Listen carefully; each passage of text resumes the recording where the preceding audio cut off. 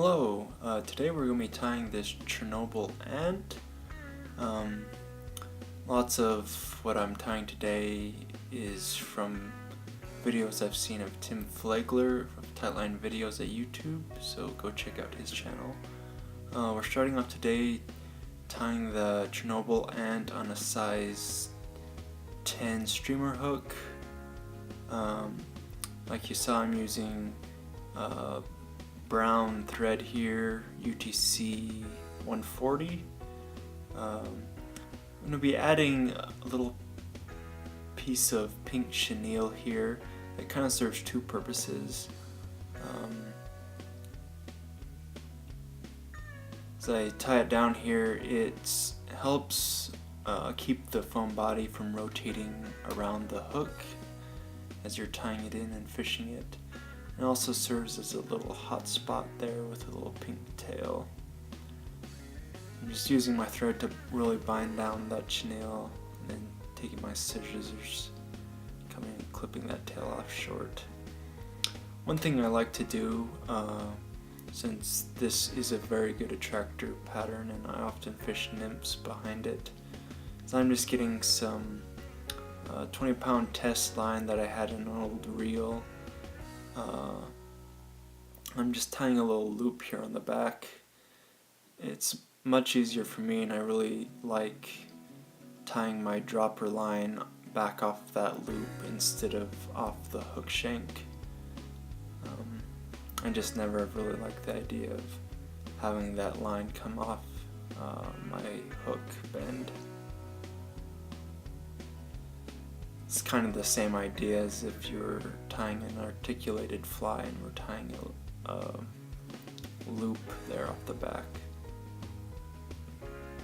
So now I'm going to add in the first layer of foam. As you can see, it's about a little wider than the hook gap. This is 2mm tan foam. I'm going to start off next to the eye and then work making segments back. The trick with making these segments is to have your line cross over to the new segment on top of the fly, on top of the foam, because that's going to be covered up later by a second layer, and it kind of hides that crossover point. So you can see as I move back, I'm making sure that that crossover thread occurs on the top. Now that I got that bound down, I have my striped centipede legs. I just have one strand here that I've bent over, and I'm just going to tie it in like this, keeping that loop facing forward. Then I'm going to go ahead and get my second piece of foam. This is black 2mm foam, cut as the exact same size as that tan. I'm just going to lay it here on top, going through the loop made by the rubber legs, and go ahead and tie that down. Here's just some fire orange egg yarn I'm going to tie in just as to better able to see my fly. And then I'm going to work my thread back forward towards my eye of the hook, again making sure that the wraps occur over the top portion of the segment. Now I'm adding my second loop of rubber legs, again with the loop facing forward.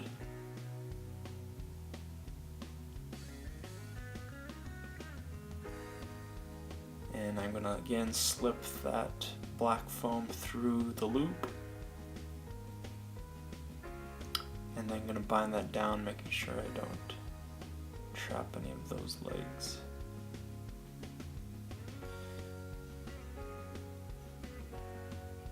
Go ahead and clip these legs right now so they're out of the way. And go ahead and add another piece of that egg yarn in. on the side of the fly. Just take a couple wraps to bind that down.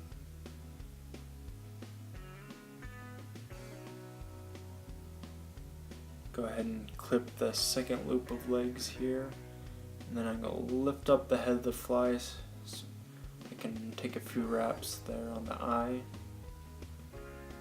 and then go ahead and get my whip finisher and whip finish to finish the fly.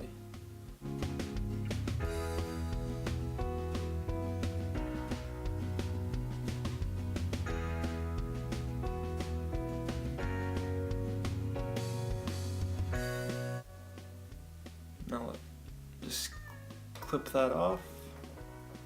Now we're going to go ahead and clean it up a little bit.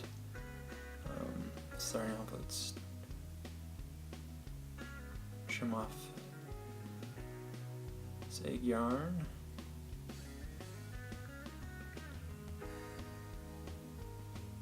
Now if you grab each leg and just pull outward, it'll re-situate them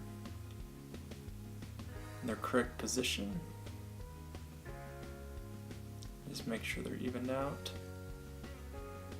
I'm going to go ahead and trim the back and also the front even, so it goes just a little way past the hook bend. I also like to just trim the corners of each to give it kind of a rounded profile. I'll do the same in the back.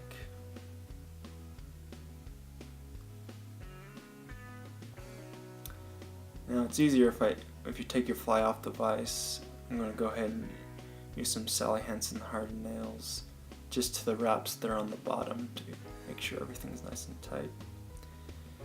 And here's what the completed fly looks like. Like I was saying, this fly works really well as a stimulator pattern with a dropper off the back.